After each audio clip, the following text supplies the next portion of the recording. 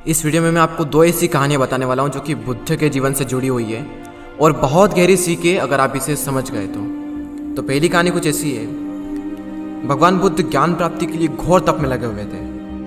उन्होंने खूब यात्राएं की, घने जंगलों में खूब साधनाएं की, लेकिन फिर भी उनका मकसद पूरा नहीं हुआ। उन्हें आत्मज्ञान की प्राप्ति नहीं हुई और एक दिन वो निराश होकर, डीमोटिवेट होकर सोचने लगे, यार मैंने इतनी तपस्या की और मुझे अंत में कुछ भी नहीं मिला, अब मैं आगे क्या कर पाऊंगा। और इन्हीं नेगेटिव थॉट्स की वजह से उनकी हिम्मत पूरी तरह से टूट चुकी थी।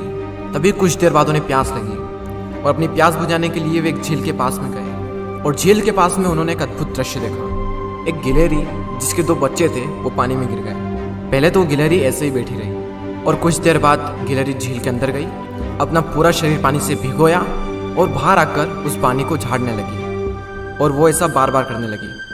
बुद्ध सोचने लगे ये गिलहरी कितनी मूर्ख है, क्या इसे लगता है कि इस तरह से ये झील खाली हो जाएगी। लेकिन गिलहरी ऐसा बार बार करती रही और कुछ देर बाद बुद्ध को ऐसा लगा कि मानो गिलहरी कह रही हो कि ये झील सूखे या ना सूखे ये मुझे नहीं पता, लेकिन मैं अपना प्रयास नहीं छोड़ूंगी। और उस छोटी सी गिलहरी ने बुद्ध को अपने लक्ष्य से भटकने से रोक लिया। बुद्ध सोचने लगे, जब ये नन्ही सी गिलहरी इतनी कम ताकत होने के बावजूद भी इतना बड़ा दृढ़ संकल्प ले सकती है, तो मैं तो इससे 100 गुना ज़्यादा शक्तिशाली हूँ, तो मैं क्यों नहीं कर सकता। ये सोचकर बुद्ध फिर से अपनी साधना में लग गए और अंततः उन्हें ज्ञान की प्राप्ति हुई।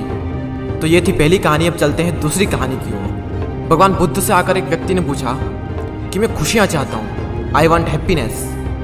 तब बुद्ध ने कहा कि तुम्हारे प्रश्न में ही तुम्हारा उत्तर है। सबसे पहले तुम अपने प्रश्न में से मैं को हटाओ, यानी आई को रिमूव करो, क्योंकि अगर तुम खुद के ही बारे में सोचते रहोगे तो क्या खाक खुश होगे। अब बचा क्या, खुशियाँ चाहता हूँ, वांट हैप्पीनेस।